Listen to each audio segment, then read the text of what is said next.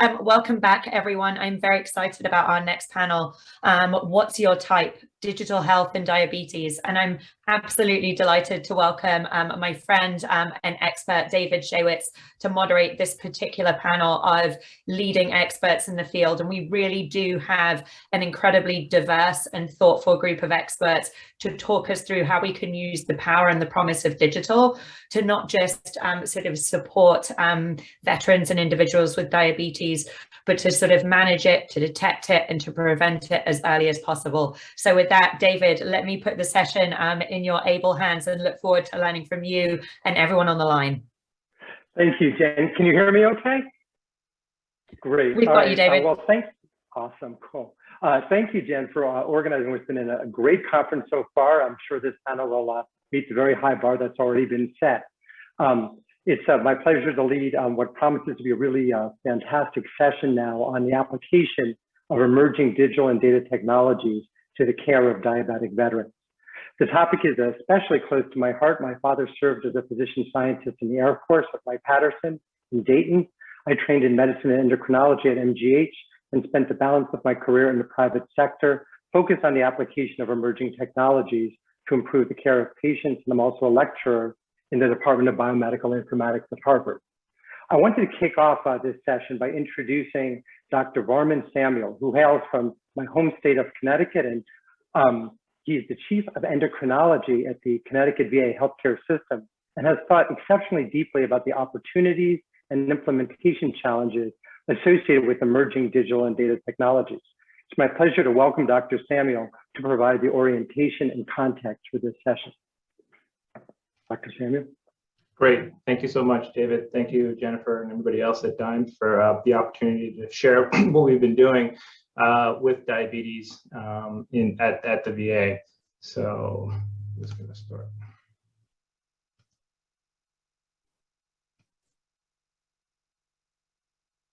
All right. So I think you can see my screen. Yes? Yeah. Okay, great. So I don't really have any disclosures, but just one disclaimer. I'm not a really expert in digital healthcare. I primarily do research in metabolism, liver and glucose lipid metabolism, but I kind of fell into this as trying to solve problems that we had in the clinic. And so just to make, and I know we have a diverse audience here, and just to make sure that we're all on the same page, one of the fundamental goals of diabetes care is to make sure that blood sugar is well controlled as possible. And over the last 5 years, 10 years, we've come to realize that really these goals should be individualized for the patient. Not everybody needs to reach that same hemoglobin A1C of less than 7. If patients are having low blood sugars, we may need to adjust. And if patients have other comorbidities, we may need to adjust further. And the reason that we want to focus on glucose control is that we know that keeping the glucose under better control reduces the complications associated with diabetes. And those can be profound.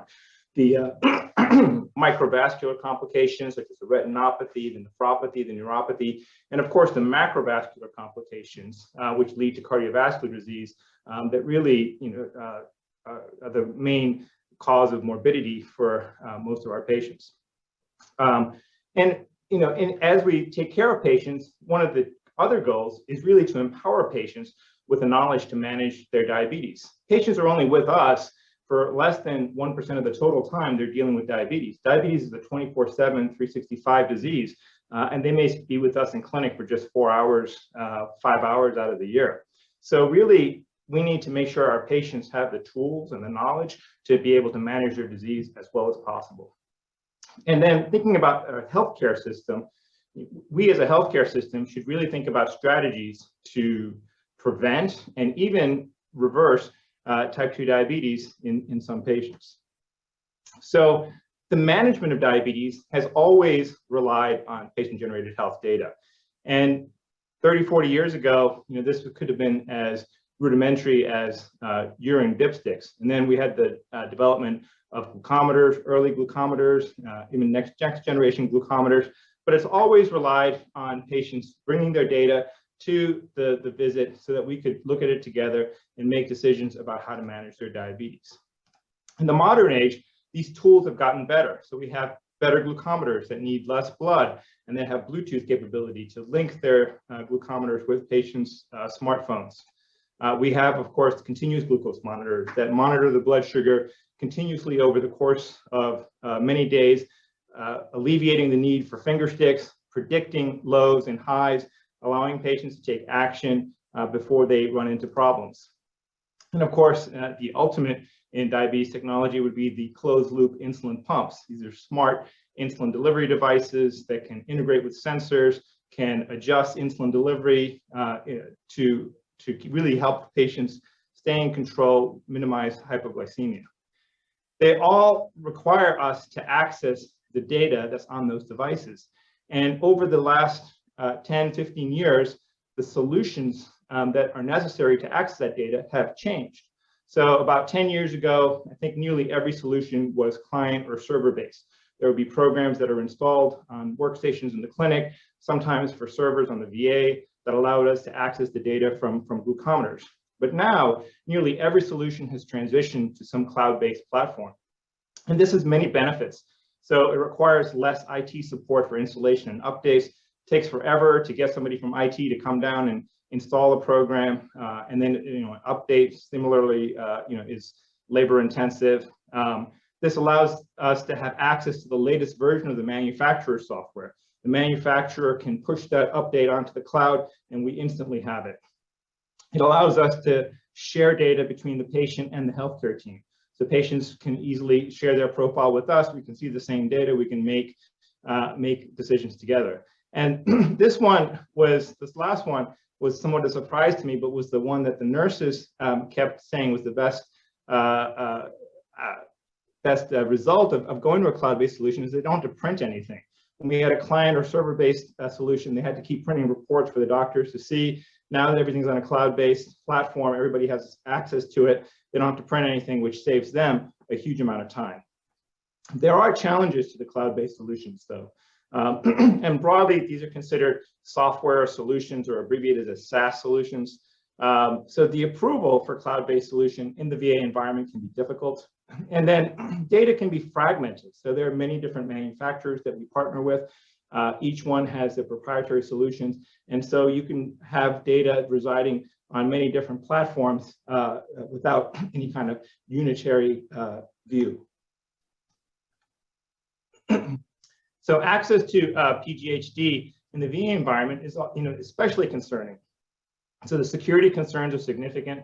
The VA takes a stance that any data that's VA data should be either secured on the VA Enterprise Cloud on our side of the firewall, or if it's on a public cloud, it has to be FedRAMP approved. It's a higher stringency approval to make sure that that data is secure. The problem is that FedRAMP approval is costly and it's long, and so not a lot of companies can't really go that route. And the other thing that we've come across is that discrete VA facilities approach and interpret these regulations differently. So there could be somebody at the VA in LA that's able to use a piece of software that somebody at a VA in Maine cannot. And it really depends on their local ISO and privacy officer. So in 2017, we formed an ad hoc group to really gain enterprise-wide approval for a diabetes data management solution. And we wanted to have national approval so that every VA facility could have access to the same solution that we were able to get through.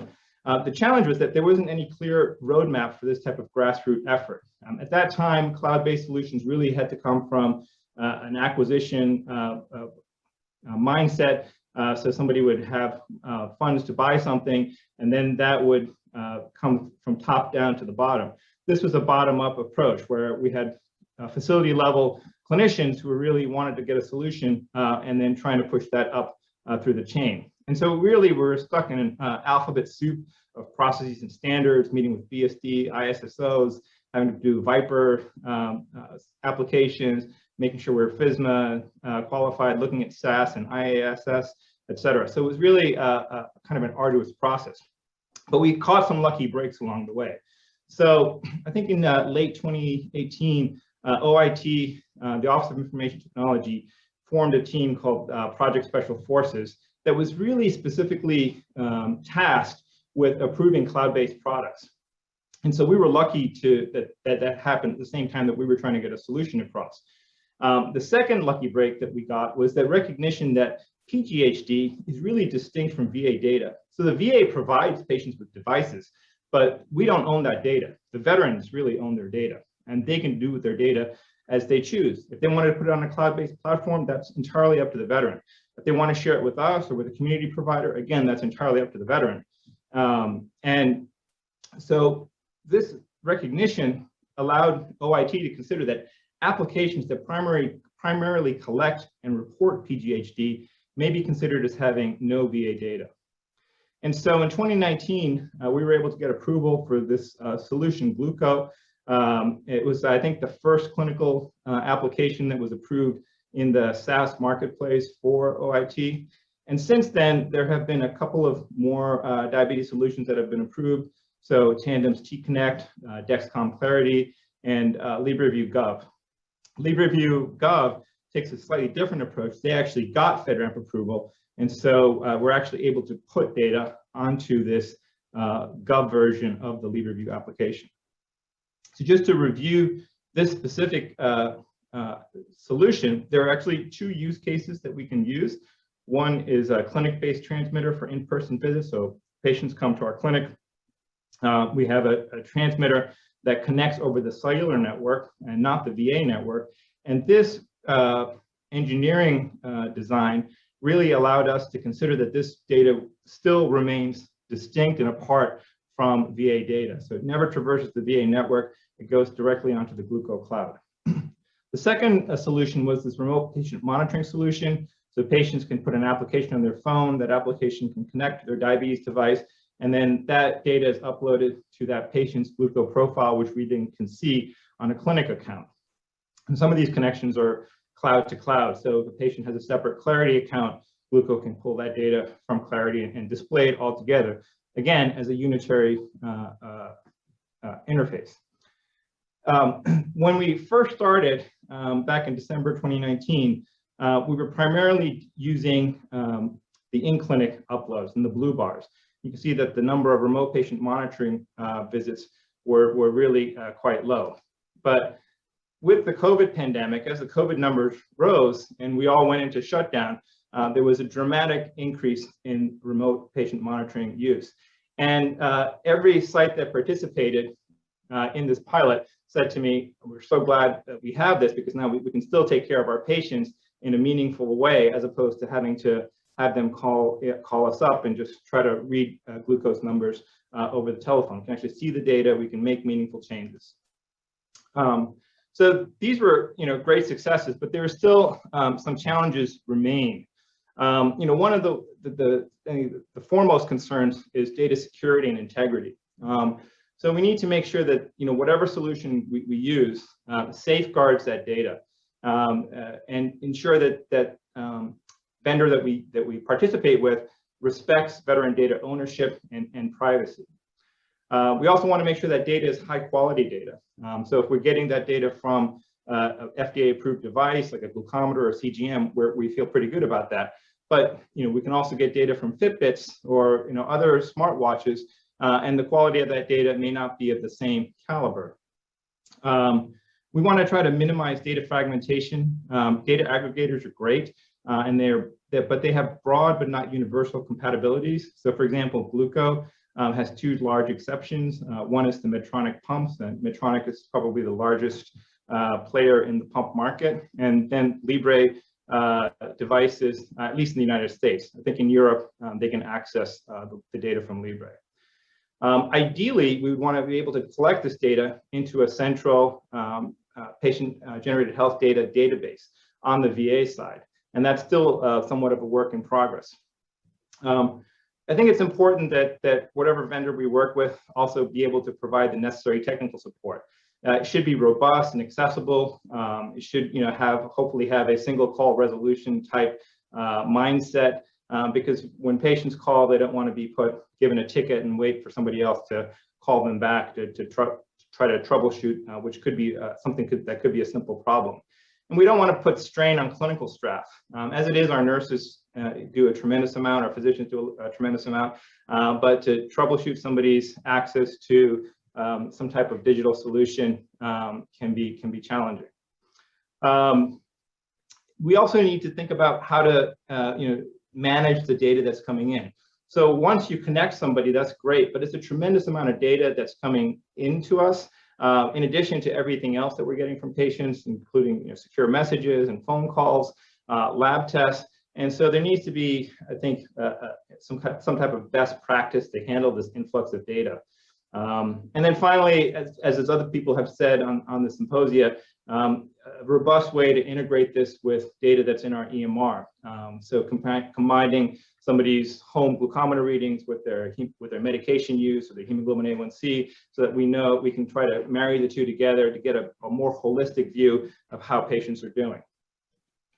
But there are many potential opportunities. So at the veteran level, I think these type of technologies would really empower veterans to better manage their diabetes, providing them with insights and helping them set goals for diabetes management, and ultimately could improve their access to VHA providers. At the provider level, it would optimize shared decision-making. We can see the data together. We can think about what's working, what's not working, and really try to come up with shared goals. We can leverage existing VA investments in home telehealth, the digital divide program to provide veterans with devices like iPads.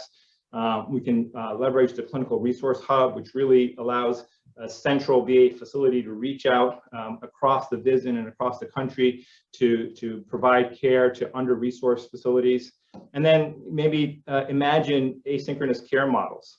For the health system, I think merging PGHD with the EMR could really inform the development of algorithms to identify high-risk patterns. As patients stop checking their blood sugar, if their blood sugar has gone up above a certain amount, can we identify these high-risk patterns before patients develop complications?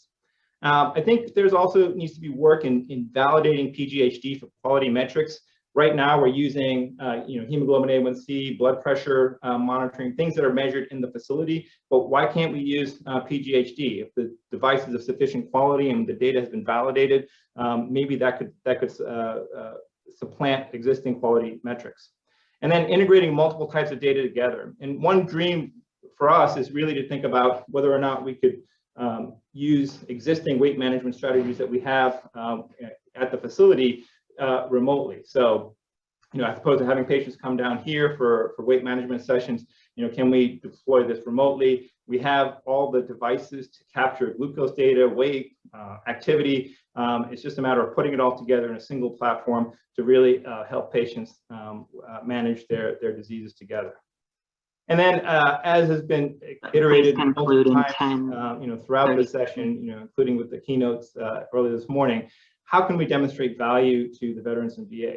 Do these tools help patients achieve better glucose control? Do they prompt patient engagement in active disease management? Do they improve our clinical workflows? And are they cost effective? And so I think these are some questions that need to be answered, even as we tackle the challenges and explore opportunities moving forward. And so with that, I will end and take any questions, or I guess turn it back over to David for I think somebody else to go after me.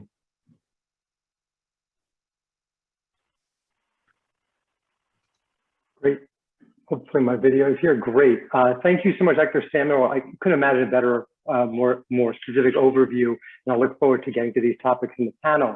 However, our next speaker from the great state of South Carolina, the Palmetto State, is Congressman Tom Wright, who has distinguished himself for his patriotic focus on country above partisanship and his determination, shared by Dr. Bill Cassidy, Louisiana's brilliant senior senator, Colorado's tireless representative Diana DeGette, and others, to work across the aisle on issues of great national importance. For Dr. Cassidy, this has included pioneering legislation involving dyslexia. For Congressman Wright, the focus has been diabetes, our topic today, and we're deeply honored to welcome him now to our virtual stage. Congressman Wright. Well, thank you so much for having me. Thank you to the VA and the Digital Medicine Society for organizing this symposium. It's so important, and I'm so thrilled to be joining you to discuss legislation I collaborated with Representative Diana DeGette, who co-chairs the Congressional Diabetes Caucus. I want to tell you first, though, a little bit about my district. I represent the 7th District of South Carolina, and people say, where are you from? I say Myrtle Beach, and most everybody knows where Myrtle Beach is. Most everybody has Myrtle Beach stories, but I also represent, most of my district is quite rural. And in fact, I represent 3 of the poorest counties in South Carolina, Marion, Marlboro, and Dillon, which are predominantly African-American. And some folks call it, the stroke belt. That part of South Carolina is called the stroke belt because we have a lot of health problems with eating and obesity, and diabetes is one of the results of that. And a problem with representing this very poor rural area is that they also don't have a whole lot of access to health care. The average household incomes range from $30,000 to $33,000. When I took office in 2013, the unemployment rate in Marion County, poorest in South Carolina, 57% African American, was 16.2%. And the unemployment rate in Dillon County was 14%. Those folks didn't have a chance. Now, with things we put in place with the Tax Cuts and Jobs Act and with trade reform and with regulatory reform, we've seen the employment prospects really improve. But we still have issues with access to health care and with obesity and diabetes and strokes. And so what we want to do is look for ways we can improve our healthcare access. That's one of my very, very top concerns. And I am so appreciative to Congressman DeGette for helping us to, joining with me to improve access for these rural folks. Approximately 500,000 South Carolinians have diabetes, and diabetes is the 7th leading cause of death in South Carolina. It disproportionately impacts minorities. Many of these counties in my district, as I said, are predominantly African American. We know that the best way to treat type 2 diabetes is to prevent it from developing in the first place. Lifestyle changes resulting in modest weight loss sharply reduce the development of type 2 diabetes in people at high risk for the disease. But the Center for Medicare and Medicaid Services' own data show that there is a gross undersupply of Medicare diabetes prevention programs. Just 23% of its current MDPP users are minorities. Folks who live in the PD area of South Carolina don't really have access to these programs, even within 100 miles. The closest MDPP one is in Greenville or in South Carolina or in Wilson, North Carolina. And it's not just the case in my district in rural areas. This problem is happening to people all over the United States. So we have to be innovative. The exclusion of innovative virtual suppliers from the NDPP expanded model has impeded the program's reach and created a substantial access gaps for older Americans living in rural and underserved urban communities. Politico reported last year that only 202 beneficiaries had used the programs in 2018. And an American Journal of Managed Care study published this June concluded that inadequate NDPP access stemmed in part from severe shortages of suppliers, particularly in states with large populations of Medicare beneficiaries of color.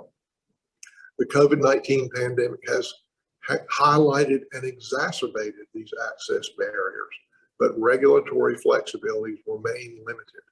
Virtual diabetes prevention program can fix these problems overnight, and the time for change is now. Legislation. So I introduced the Prevent Diabetes Act to improve health and address disparities among my constituents with other Americans across the country with similar challenges. The MDPP expanded model is only offered through in-person sessions currently. If enacted, this legislation would empower individuals in rural or medically underserved areas with a feasible option for preventable value-based care. Inclusion of virtual suppliers in MDPP could help to address racial disparities and improve outcomes for older Americans across the board. According to CMS, the program at the core of the expanded model has been shown to reduce the incidence of diabetes by 71% in persons 60 years old or older. So if you do it in person, you get 71% success in reducing diabetes. The problem is the folks that live in these rural counties, these poor rural counties, can't get there from 100 miles away. It's not practical. It's not in any way feasible for them to do that. So how do we get these programs to them? And it's virtually is really the only choice. And as virtual solutions become more and more available, as broadband becomes more and more available, which is a big push in the Congress and the Biden administration, this legislative fix only makes common sense. Under this legislation, digital health companies would deliver both better outcomes and would provide a cost savings for the healthcare system. This bill would make CDC recognized virtual DPP providers eligible for reimbursement in the MDPP expanded model, while Medicare beneficiaries would have greater access to diabetes prevention programs to help delay or prevent the onset of type 2 diabetes. So there's a lot of great things in this legislation, but first we have to get it passed. Where does it stand in Congress today? I sit on the Ways and Means Committee and continue to push this legislation with my committee colleagues. I currently have 5 co-sponsors on this bill. Diana DeGette, my co-lead, Tom Reed from New York, who's also on Ways and Means, GK, and a Republican, GK Butterfield from North Carolina, who's a Democrat, Brian Fitzpatrick, who's the head, the Republican head of the No Labels Caucus, the Problem Solvers Caucus, which is a bipartisan group of Republicans and Democrats, and Josh Gottheimer, who is the Democrat co-head of the Problem Solvers Caucus. Representatives DeGette and Butterfield sit on the Energy and Commerce Committee, which have a lot of healthcare jurisdiction, as does Ways and Means, and are working to gain traction in that committee. My staff is monitoring any possible upcoming legislative packages that we could make this bill a rider on. Of course, we're working closely with the Congressional Diabetes Caucus to raise awareness and gain additional co-sponsorship for this legislation so that we're ready to move forward quickly when an opportunity is available. And we need each of you to endorse this legislation and to speak to your representatives and senators about how important that it is. Because again, we need this type of coaching and care available to everybody and not just folks who live close by to a participating in-person provider. My goal in working on this issue is to create policies that give South Carolinians and all Americans access to high quality, efficient healthcare services under Medicare. I know that strengthening the Medicare Diabetes Prevention Program expanded model will help empower individuals and families to make healthier choices and put them on a path to success. I thank you all for your interest in this issue and for the work you're doing in your respective fields to contribute to our broader goal of improving preventative care. If my office can be of assistance to you, please do not hesitate to reach out. Thank you for the opportunity to speak with you today and enjoy the rest of your symposium. Thank you so much, Congressman. And that's a perfect introduction to this panel and really sets a very, very high bar. If you're still there, what's the number one thing that's blocking the legislation from progressing? Well, you know, historically, there's been a hesitation on behalf of CMS to expand too much into telehealth. But with the, you know, they're already strained with their budgets and they're afraid that there'll be less accountability and more cost. But the COVID pandemic has shown how important and cost efficient it can be. And I can tell you, my family has used telehealth. And we have resources that most, you know, that many don't. So I can tell you that our experience with it has been quite good and quite convenient. And we need to do whatever we can to make sure that it's available to everybody. Fantastic. Thank you so much for your time. And if your staff or you could leave the bill number, there are several questions that are coming up in the Q&A so that folks could support the legislation you're describing with the required specificity. I have the bill number here. It is, let me see, I got it on this page somewhere. Let's see. We'll get it back to you. Yeah, that's no problem. That's not a problem at all. Well, thank you so much, and let you go back to your day. Appreciate it. It's HR 2807. 2807. Terrific. Yeah. Thank you so much. All righty. Bye-bye. Take care. Bye. All right. So that was a fantastic introduction. I imagine folks like Sean Duffy are chomping at the bit to go, but I wanted to start off with our panel with before we introduce all the panelists, I wanted to introduce and have this panel centered around Robin Janine Lien, a veteran who has diabetes and joined us to share her story. I thought we could have a quick sort of focused conversation given the limited time that we have, and then understand how some of the expert panelists here are trying to help Robin and veterans like her. So Robin, I believe I see you here. Welcome to the panel. Thank you so much for joining and sharing of yourself today. When did diabetes first show up on your radar screen? I think you're on mute. Classic pandemic quote. There we go. Oh, there we go. Perfect. Sorry, my microphone was muted. I'm new to Zoom. Could you ask your question again? I'm sorry, David. Of course. No worries. When did diabetes first show up on your radar screen? Actually, the other day when I was talking to Smith, I was thinking it was about 12 years, but really it's been about 22 years ago. I started experiencing pain in my feet, neuropathy pain. And when I went to the doctor, they found out that I was pre-diabetic at that time. And so that was when you were at 22 years ago. And initially, my understanding is you received care at Kaiser, and there was an emphasis on preventive care and preventing the symptoms from progressing, or preventing the pre-diabetes from progressing to diabetes. What was that care? What did that care involve? What was your experience of that? When they found out I was pre-diabetic, they had classes at that time. I believe I went to like 6 classes where they talked about, not just weight control and eating, but how to take your medication, how to use the testing equipment. And then if you had to be on insulin, how to use insulin, how to, all that stuff. And I think the fact that they did it while I was still pre-diabetic, because I didn't become diabetic or didn't need to go on medication or anything for almost another 3 years.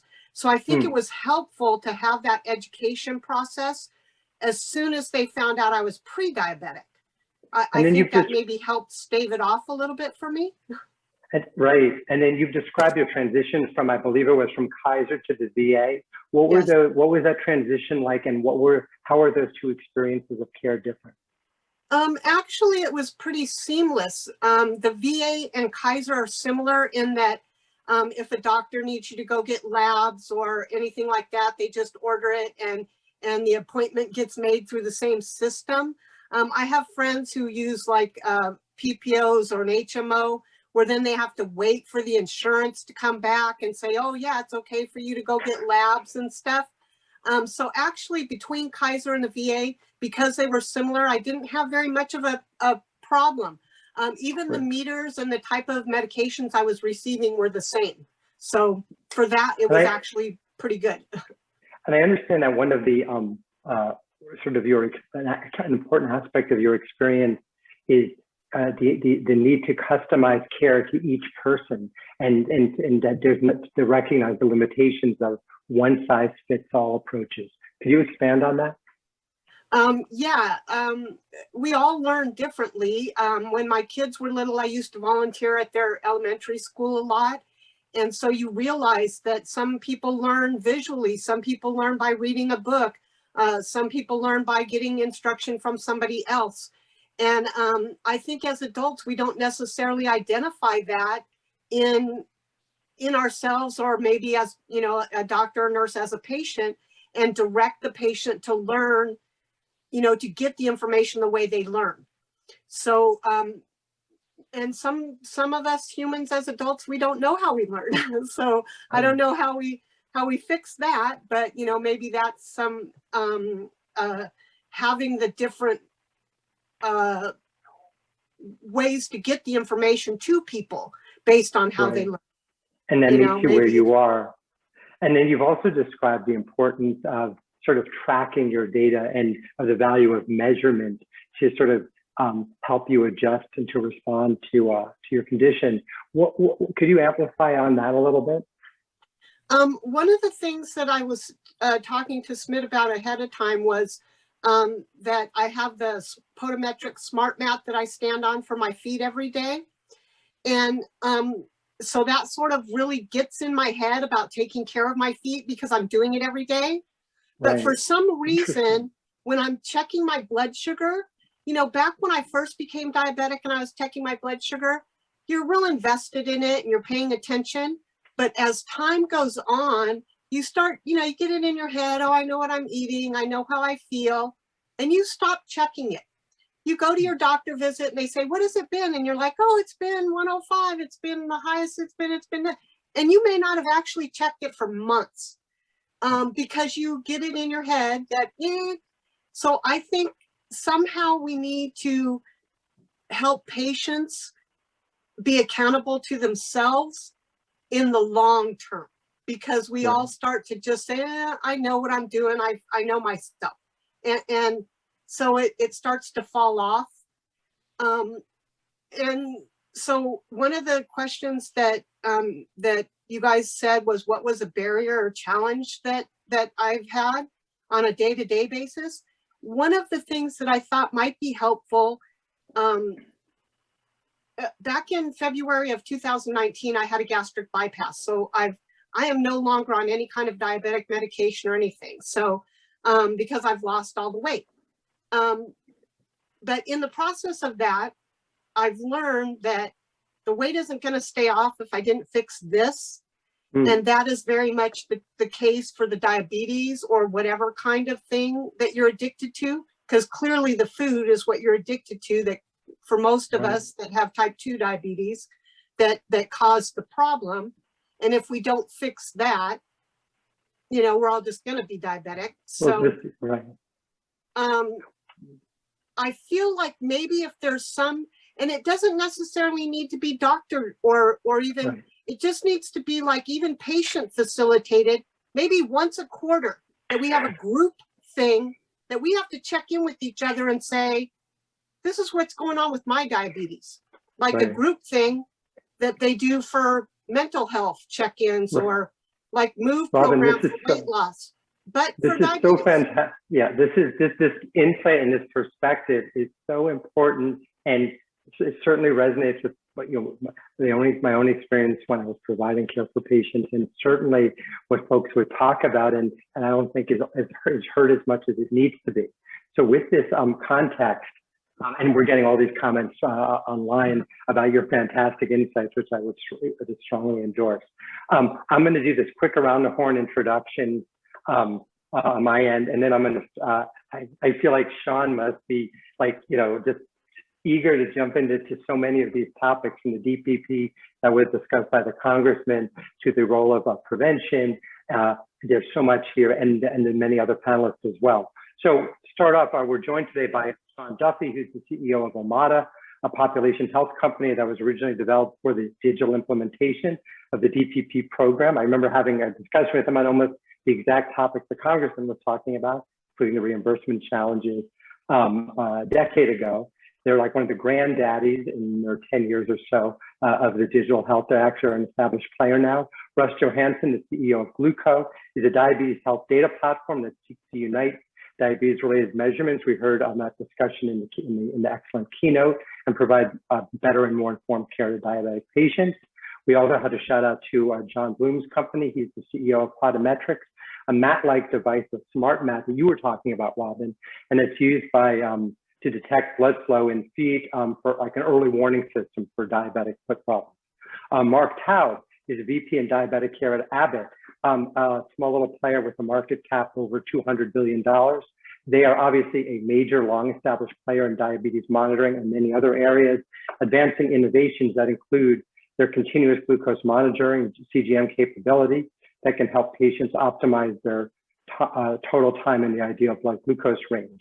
Cybele Bjorklund is an SVP at Virta, which focuses on intensive coaching around a very low-carb diet to enable the reversal of diabetes. A quick disclosure, I'm actually a self-pay, non-diabetic user of Virta, and lost and maintained the loss of about 80 pounds with this approach.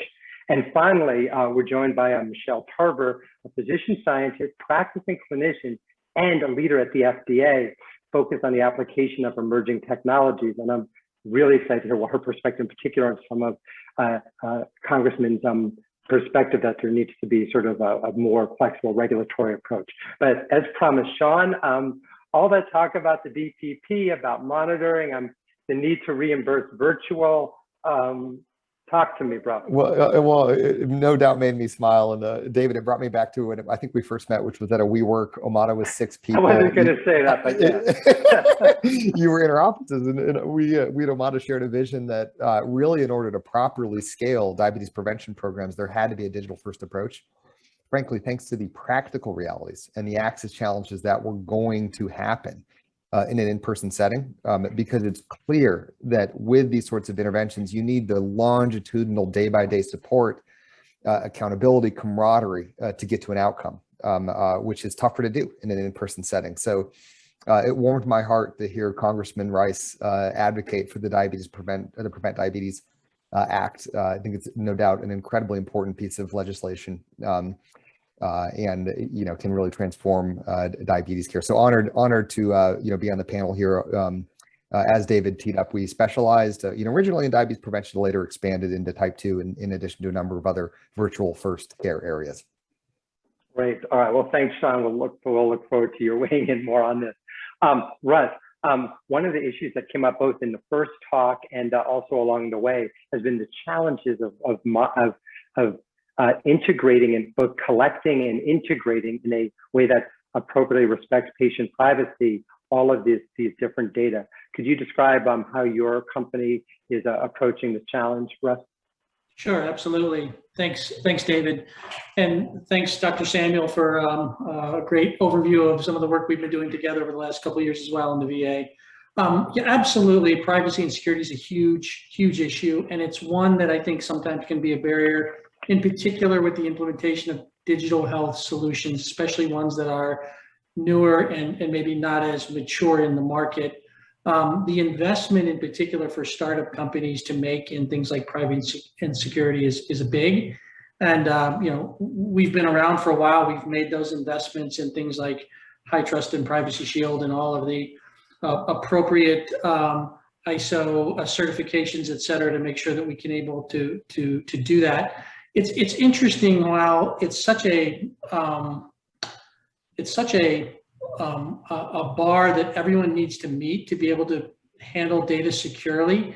It's interesting that when you poll some of the population, and I happen to see something also just coming out of the VA that talked about how veterans view sharing data and how they view privacy and security around that. And they definitely have shown in a couple of those surveys the desire to share their data, and not that they don't have a concern around privacy and security, but they trust that the benefit of sharing that data, it's going to be used in the right way, it's going to be handled in the right way.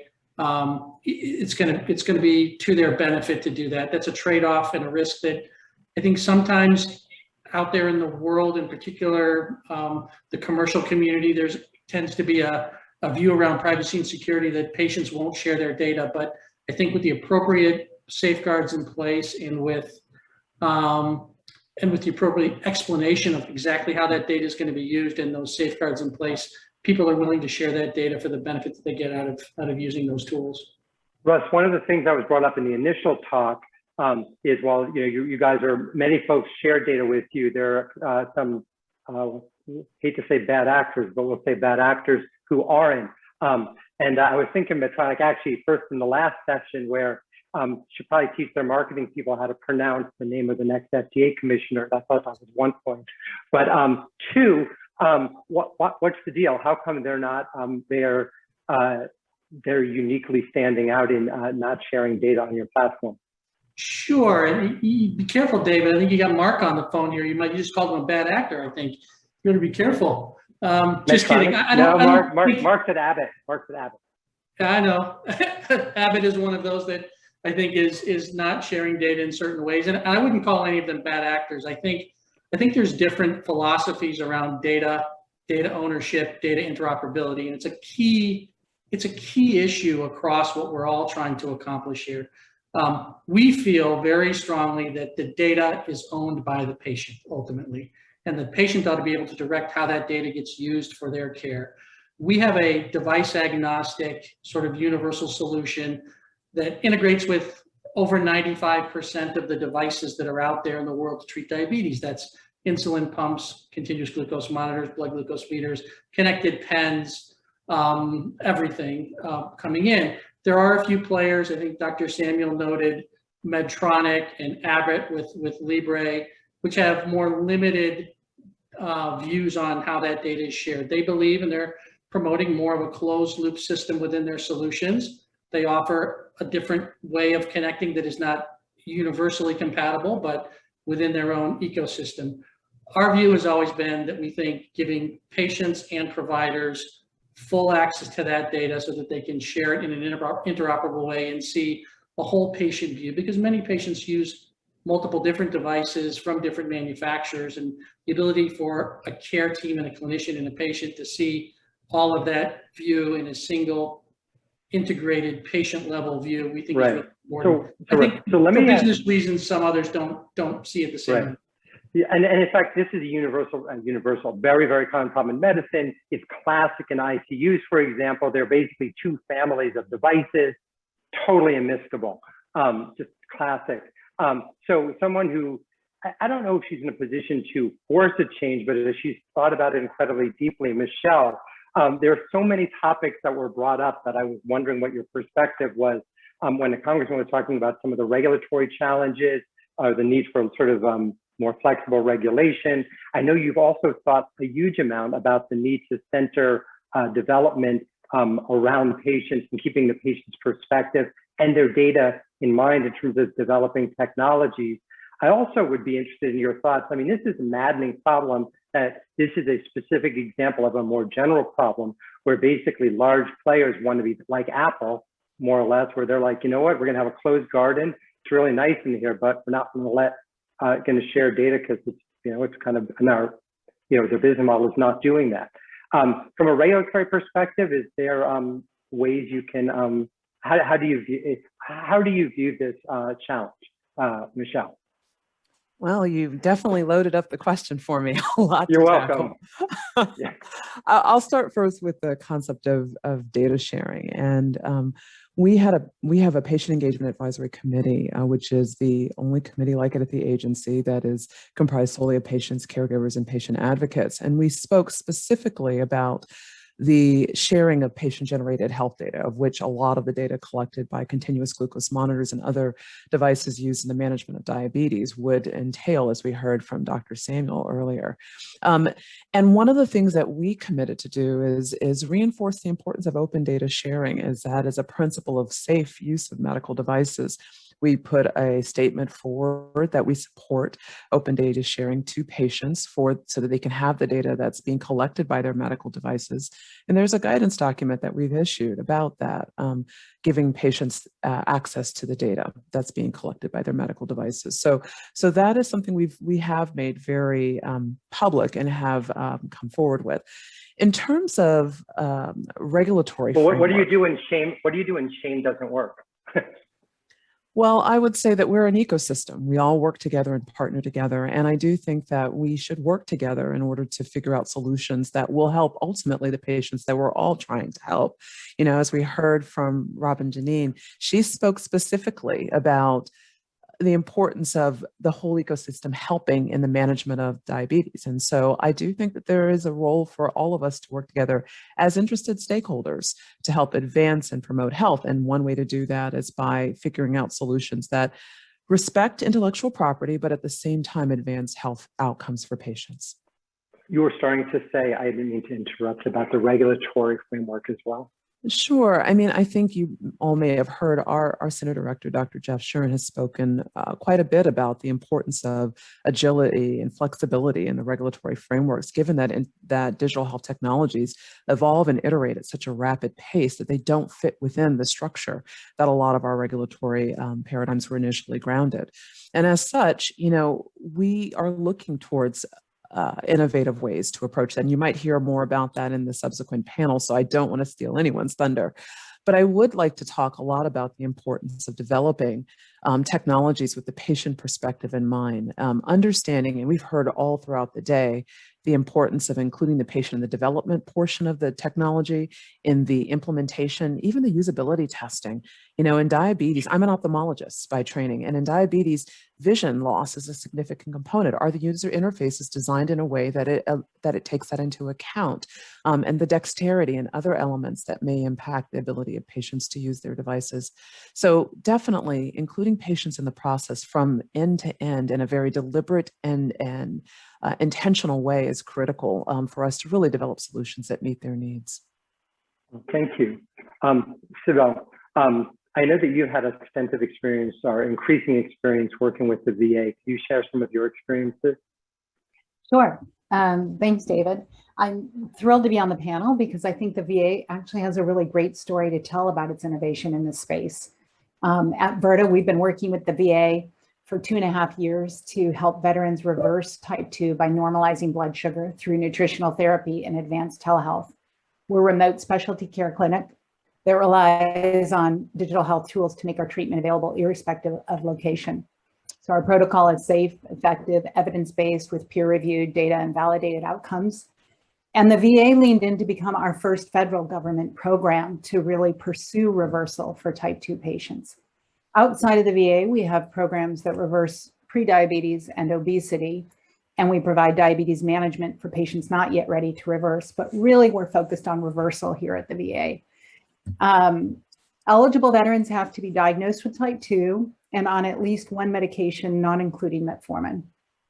We've served more than 700 veterans over the past 2.5 years in all states but Hawaii. And after 1 year, our 1-year outcomes have been presented already. We're in the process of analyzing the 2-year outcomes right now. But we had remarkable adherence. 76% of Virta veterans remained under treatment for at least a year. And the average length of stay of those who left was 300 days. The patients who participated on average reduced their A1C by 0.7 and eliminated 1 diabetes med. So, and others reduced, but they actually eliminated. And our patients classified as the highest risk with an A1C of 9 or greater were reduced by 1/3. And our veteran patients lost an average of 8% of their body weight, which of course is a clinically significant amount. And moreover, I think the other thing people worry about is how can you deprescribe safely, right? So we've got physicians who are working with the patients on this in communications with the VA PCPs and others, but our deprescription and A1C reductions were achieved safely with very, very low crude incidence of severe hypoglycemia, showing that we can provide remote care safely and effectively. Thanks. It's really encouraging because I was so striking. I remember back when I was a fellow learning that the most, as Robin has just experienced, in fact, that as an internist, it was especially discouraging to see that the most effective treatment for type 2 diabetes with healing with cold steel was surgical. So it's nice that there's at least some non-surgical alternatives that are increasingly tested and increased so that patients will have more choices. Marc, actually, this isn't like everyone ganging up on the person from the big company day, so I'm not going to do that. I would like to maybe start off with, actually, even one of the questions talks about the value of checking glucose frequently, and you can appreciate the value of the technology that you guys have, one of the many technologies you guys are advancing, CGM. So I thought maybe you could talk about both what your sort of overall vision, particularly around CGM, but then also circle back to some of the data sharing challenges. Sure. Thank you so much for having me here. And thank you, Robin, for telling us your journey through type 2 diabetes. So thank you so much. I've spent my entire career working on helping to eliminate the dreaded finger stick. I've been at Abbott Diabetes Care for the last 17 years, and all that time spent working on continuous glucose monitors. And we have a long history in this space. A continuous glucose monitor is a small device. It's worn on the back of the arm. Our Freestyle Libre system, it's worn on the back of the arm for 14 days, and it gives glucose values every minute. When a user wants to scan their sensor with a smartphone running our app or a reader, they're able to get their glucose value, the trend arrow indicating which direction their glucose is going, their glucose value at that minute, and their glucose history, how they got there, in a painless, easy to do way. When Robin talked about not measuring her blood glucose anymore because it was, she didn't know what to do with the information. It was painful. It was things that, it's not a natural thing to do. People are supposed to, test their blood up to, four times a day, 10 times a day. It's difficult. People don't want to do it outside of the house. There's a lot of resistance to doing it. Well, products like continuous glucose monitors make that easy to access, dense glucose data that can be used by the patient to help make informed treatment decisions, to better dose their insulin, but also by the healthcare team to help make medication and lifestyle changes and therapy modifications to help their patients.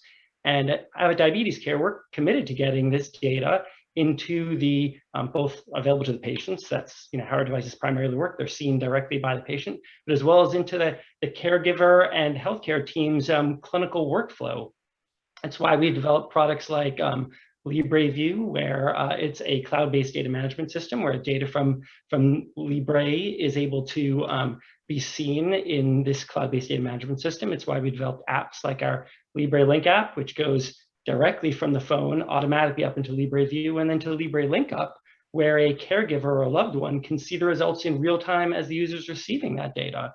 And but does your system compel people to use your specific like, are people forced into the ecosystem? Does the data from your very highly regarded CGM wind up? It's not like there's a variety. In other words, you might have a great CGM, your app may be great or not, your platform may be great or not, but there's not really a competition for that if the data can only go there. Sure, we have a number of partners that we do work with in this space, but it's also the reason why we developed a specific version of LibreView for the Veterans Health Administration. So we made a version of LibreView Gov, where we actually got FedRAMP certified. I believe we were the first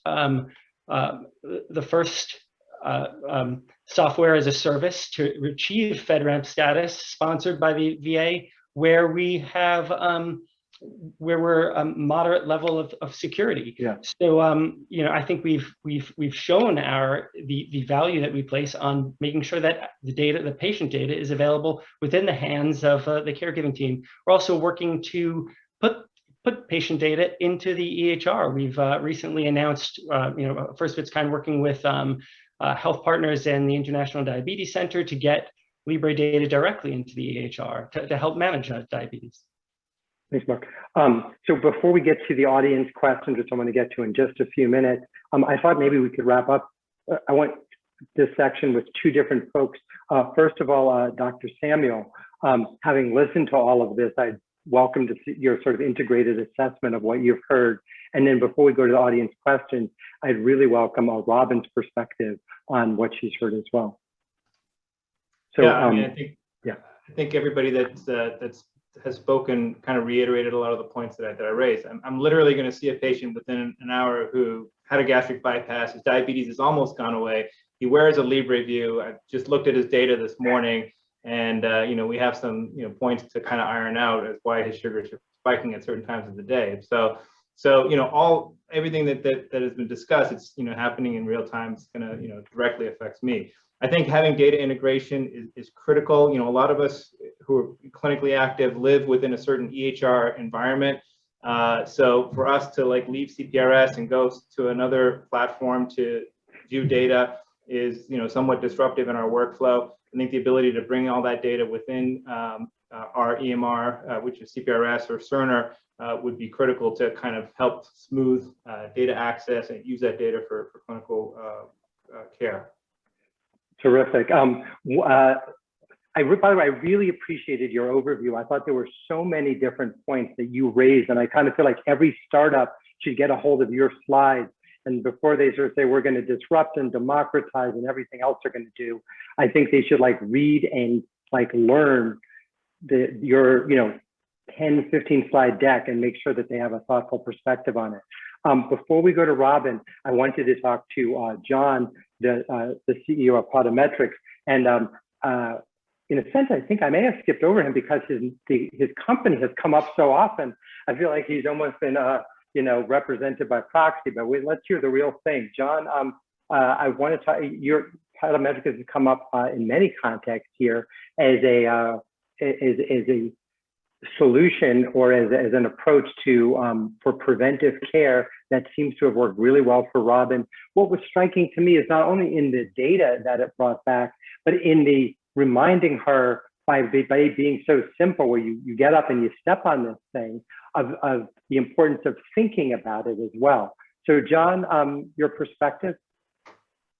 Well, thank you a ton for having me here. And Robin, if you'd ever want to chat, I would, of course, be thrilled to hear about your experiences and your journey. Thank you for taking the time to come and join us. Yeah, so diabetic foot is probably one of the biggest unmet challenges in diabetes. It's been linked to about a third of the cost of diabetes, around 80 to 100 billion. But the VA alone had reported they were spending $3.2 billion on diabetic foot every year, which is typical for a national carrier. A national payroll would be anywhere from 2 to 5 billion. It's this problem just persisted for so long, and yet we know often that these wounds are happening before they present. So that's always been the challenge. And it disproportionately affects patients who are minority populations, rural veterans. We have to build systems that are extremely accessible to be able to get into the homes and actually have monitoring that works and actually get outcomes. I think one of the most critical things is just you need to study systems like ours in that real world environment when you don't have a ton of research assistants running around pushing the study across. I think that's most important. Do you actually affect hard outcomes? And are you preventing the morbidity, mortality, and resource utilization associated with the part? And I'll just comment briefly on the results of how our program has worked. Probably the best study we have is from Kaiser Permanente. It was just a commercial evaluation that we did, and we're able to publish it. And we were able to show in a very high risk cohort there that we prevented around 71% of amputations and a complete elimination of major amputations. So no one lost a limb. The diabetes on our watch for that evaluation. And we saved about $12,000 in savings per patient per year in that plan year, driven by like three main things, which is I think critical as you're studying the impact of the system. On all-cause hospitalization, we dropped by 52%. We dropped all-cause ER visits by 40% and all-cause outpatient visits by 26%. So I think it's critical, for digital health for any of these systems to look at the hard outcomes that you impact, and of course, its impact to make sure it's a responsible part of the ecosystem. So thrilled to be here. Right. The VA has been an amazing partner for us since 2013. Right. So that's terrific. I want to conclude with Robin right before we get to that. I think one of the themes I'm hearing about from several of the speakers is really the importance of bringing data and of having hard outcomes. I also think it's important that not to fetishize data, and all data aren't created equal. A lot of the studies, not necessarily any of the specific ones mentioned here, but in general for intervention, they're often in very enriched patients or highly motivated patient populations, and they tend to do better than an unselected population, for example. So sometimes generalizations can be challenging. So Robin, what do you think?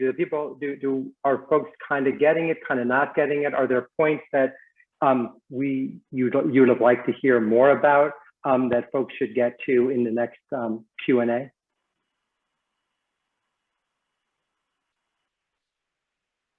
You're on mute. No, it sounds like you guys are addressing stuff. I'm appreciative of what Michelle was saying about the security of our data.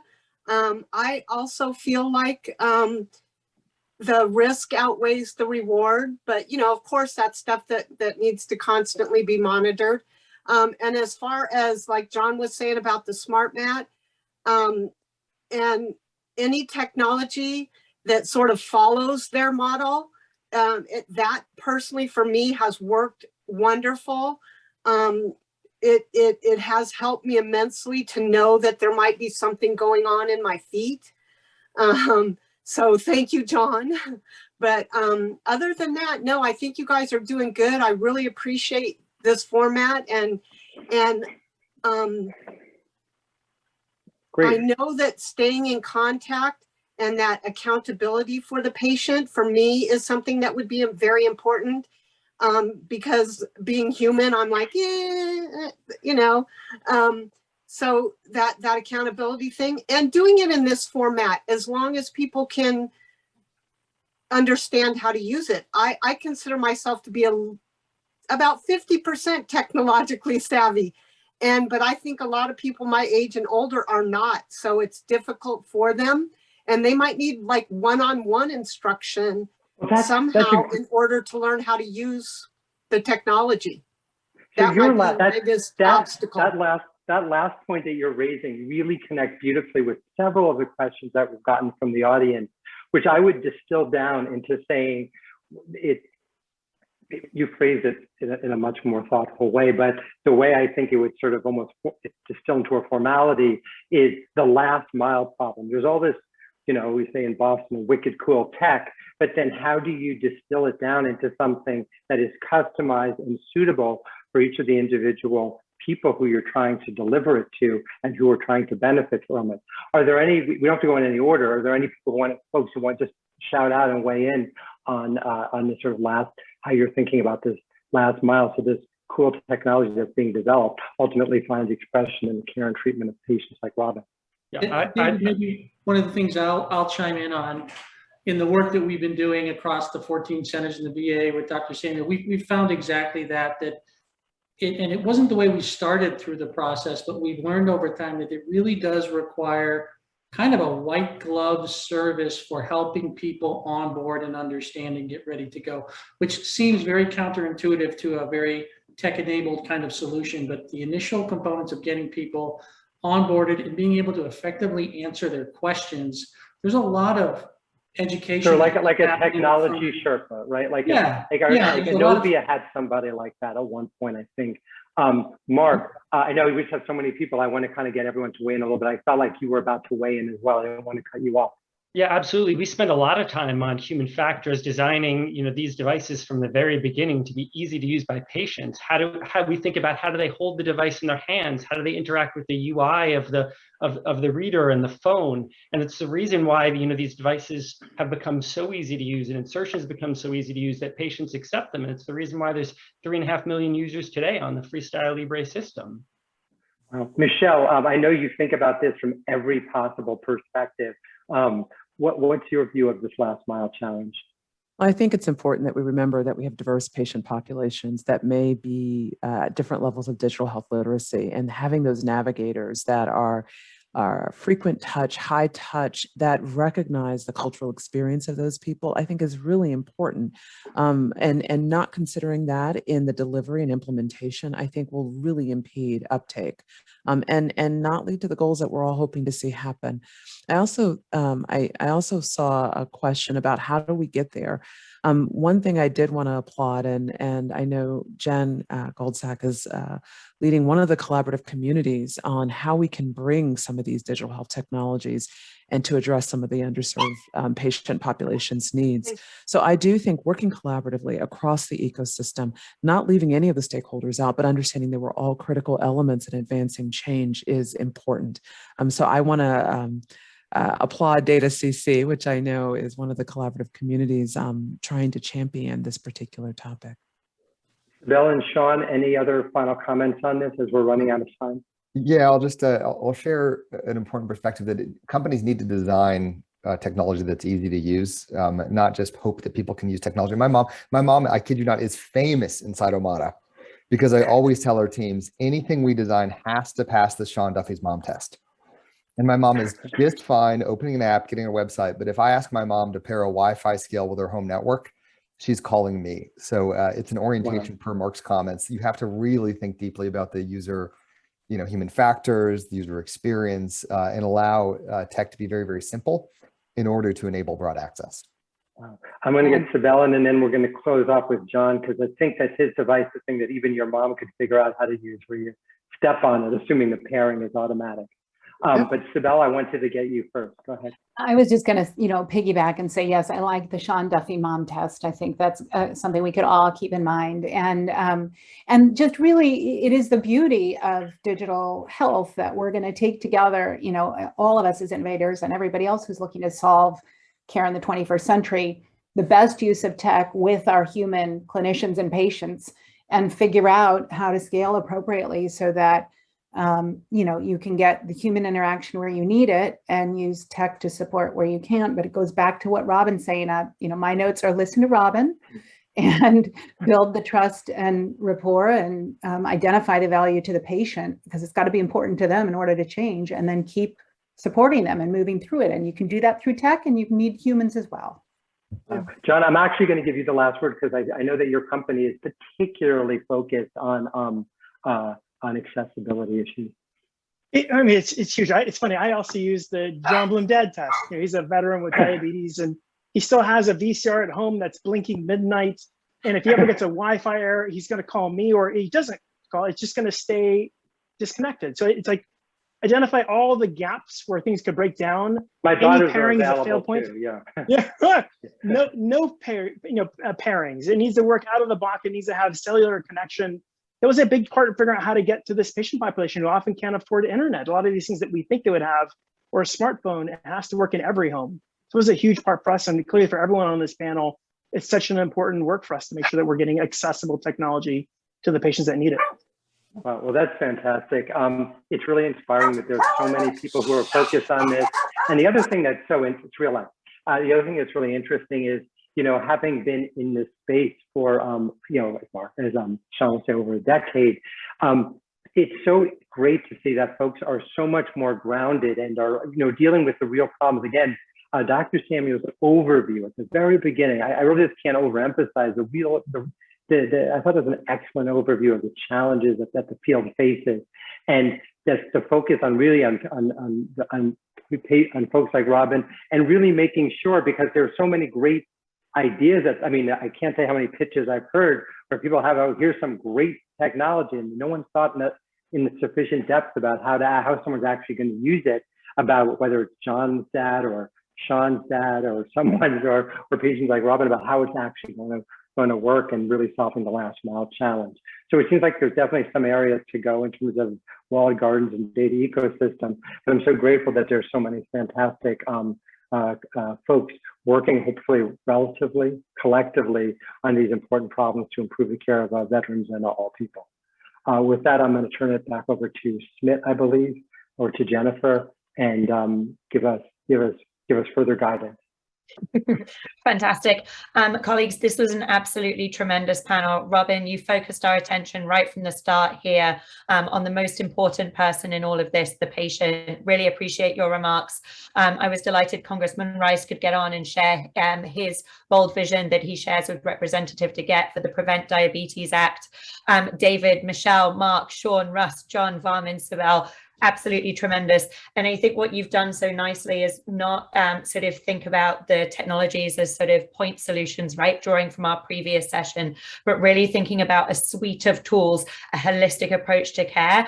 And we've got to the ultimate question around sort of data access, integration, interoperability. How do we actually drive towards a learning healthcare system that's built around the patient, that's built around prevention?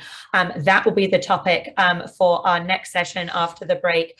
The leaning tower of data, the infrastructure required for access at scale. So appreciate all of you on the line. We learned a great deal. Take a 7-minute break, everyone. I'll pop a slide up and we'll be back with the leaning tower of data in just a few minutes. Thank you so much.